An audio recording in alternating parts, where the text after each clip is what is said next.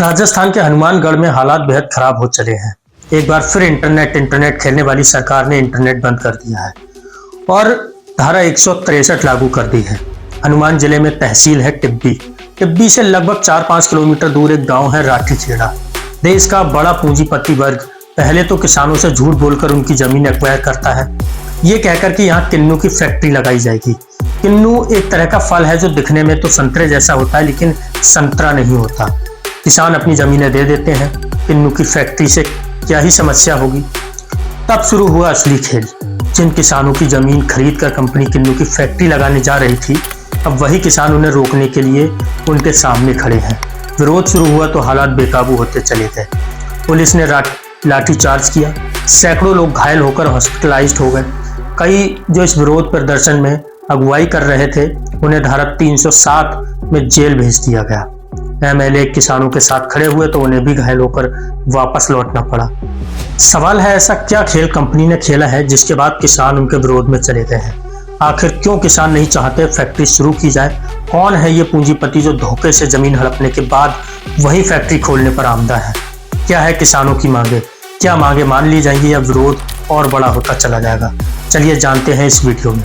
नमस्कार, मैं अंकित आपका स्वागत करता हूँ यूपी न्यूज 24 आज की बात में। हमारे कुछ सहयोगी पत्रकारों ने हनुमानगढ़ के रहने वाले कुछ लोकल से बातचीत की है और जो खबर पता चली उसमें कंपनी की तरफ से किया गया बड़ा छलावा सामने आ रहा है। पहले तो किसानों ने अपनी जमीन बेच दी, लेकिन जब कंपनी ने 2022 में साइट पर काम करना शुरू किया, मशीनें लगाई जाने लगी, तो पता चला कि मामला कुछ और ही है। सूत्रों से पता चला कि जो कंपनी टिब्बी में किन्नू की फैक्ट्री लगाने के लिए जमीन एक्वायर कर रही थी, वो दरअसल वहां 450 करोड़ की लागत से एशिया की सबसे बड़ी एथेनॉल की फैक्ट्री लगाना चाह रही थी। वही एथेनॉल जिसे नितिन गडकरी ने काफी प्रमोट किया। भारत सरकार ने 20% एथेनॉल को पेट्रोल में मिलाना कंपलसरी किया था, जिसके बाद नितिन गडकरी के बेटों ने सबसे पहले एथेनॉल बनाने का काम शुरू किया और साल भर में अरबों का फायदा कमा लिया। टिब्बी में एथेनॉल की फैक्ट्री खोलने वाले नितिन गडकरी नहीं है। कंपनी का नाम है ड्यून एथेनॉल प्राइवेट लिमिटेड। ये चंडीगढ़ में रजिस्टर्ड है और राठीखेड़ा में अनाज आधारित एथेनॉल प्लांट लगाना चाह रही है। कंपनी कह रही है ये पूरा प्रोजेक्ट केंद्र सरकार के एथेनॉल ब्लेंडेड पेट्रोल प्रोग्राम को सपोर्ट करने के लिए बनाया जा रहा है। किसानों को पता चला तो सारे किसान इकट्ठे हुए और इसका विरोध करने सड़कों पर उतरने लगे।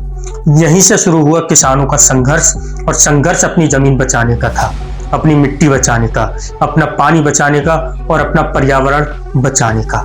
इस संघर्ष में किसानों को प्रशासन की तरफ से क्या मिला? मशवरा, लाठी डंडे, टीयर गैस के गोले और जेल।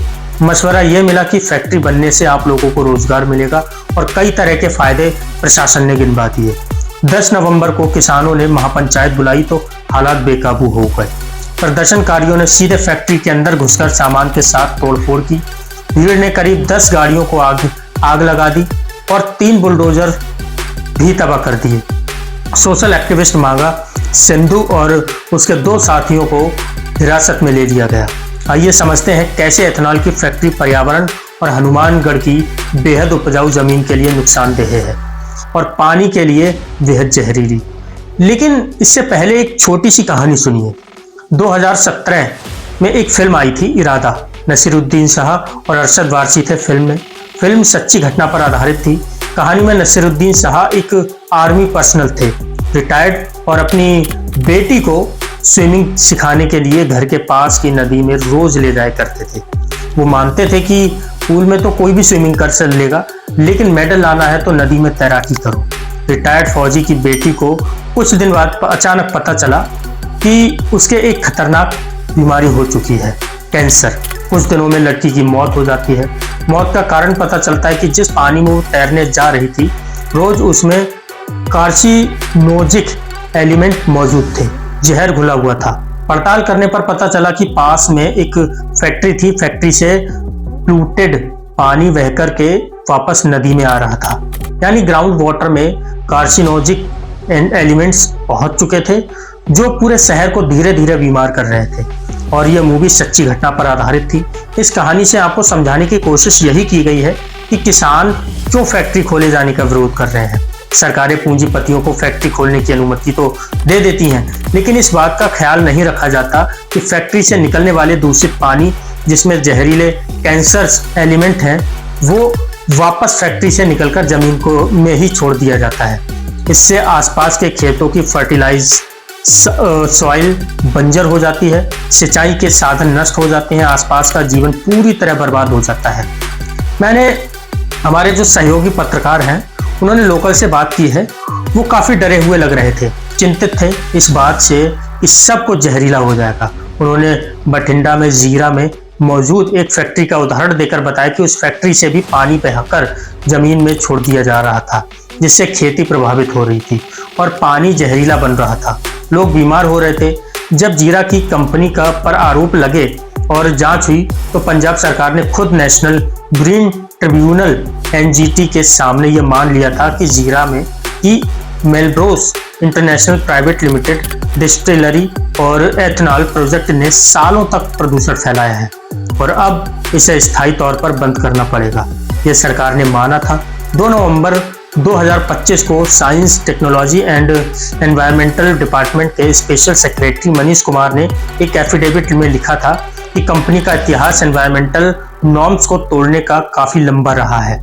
सरकारी एफिडेविट में कई चौंकाने वाले पॉइंट्स सामने आए हैं। कंपनी खुद कोर्ट से ये गुहार लगा रही थी कि उसे सिर्फ एथनॉल प्लांट चलाने दिया जाए, क्योंकि अब वो जल्द डिस्टिलरी बंद करने और प्लांट हटाने को तैयार थी। यानी अंदर खाने में कंपनी में ये सबको पता था, ये लोग जानते थे कि मामला बिगड़ चुका है। एफिडेविट के मुताबिक कंपनी को न सिर्फ डिस्टिलरी बंद करने को कहा गया, बल्कि उसी जगह पर किसी भी तरह की नई एथनॉल कंपनी प्लांट खोलने की इजाजत भी नहीं दी गई थी। NGT को बताया गया था कि कंपनी सालों से नियम तोड़ती आई है। एनवायरमेंटल इम्पैक्ट को छिपाया गया था, इंस्पेक्शन को गुमराह किया गया था और इसके चलते हवा, पानी, मिट्टी में भारी प्रदूषण फैल रहा था। सरकार की अपनी रिपोर्ट कह रही है कि ये इंडस्ट्री लंबे समय से लोगों की सेहत, जमीन और पानी को नुकसान पहुंचा रही थी। डिस्टिलरी से समस्या क्यों होती है? इसका सबसे खतरनाक हिस्सा वेस्ट वाटर होता है, जिसे स्पिरिट बेस्ड डिस्टिलरी इन्फ्लुएंट या स्पेंट वॉश कहते हैं। यह बेहद जहरीला होता है और अगर सही से ट्रीट ना किया जाए तो वही करता है जो इरादा फिल्म में रिटायर्ड फौजी की बेटी के साथ हुआ था। इससे यह साबित हो रहा है कि हमने जिस लोकल से बातचीत की थी, उन्होंने जो उदाहरण हमें दिया था उसमें सच्चाई थी और उनकी चिंता भी जायज़ थी। जीरा वाले मामले में जब सरकार खुद ये मान चुकी है कि डिस्टिलरी और एथनॉल प्लांट का प्रोडक्ट एक ही होता है और वो एथिल अल्कोहल है, इसलिए खतरा भी एक ही है, तो फिर राजस्थान में सरकार मानने को तैयार क्यों नहीं है? क्यों फिर विरोध करने वाले नेताओं को, प्रदर्शनकारियों को पीटा जा रहा है? कंपनी अपनी तरफ से लगातार यही दावा कर रही है कि प्रोजेक्ट केंद्र सरकार के एथनॉल ब्लेंडेड पेट्रोल प्रोग्राम को सपोर्ट कर रहा है। यहाँ जीरो लिक्विड डिस्चार्ज सिस्टम बहेगा, मतलब एक बूंद गंदा पानी भी बाहर नहीं जाएगा, ये दावा कर रही है, लेकिन किसान मानने को तैयार नहीं है। ऐसा ही वादा जीरा में भी किया गया था। अभी हालात स्थिर हैं इस आंदोलन में।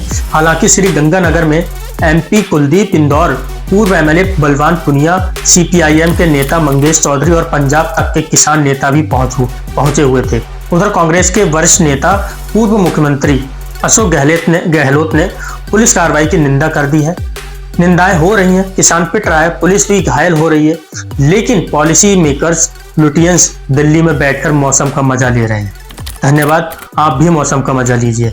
आपको ये रिपोर्ट कैसी लगी? हमारे वीडियो पर अपनी प्रतिक्रिया जरूर दीजिए और अगर आप चैनल पर नए तो हमारे चैनल को सब्सक्राइब जरूर कीजिए। इसी के साथ जय हिंद, वंदे मातरम।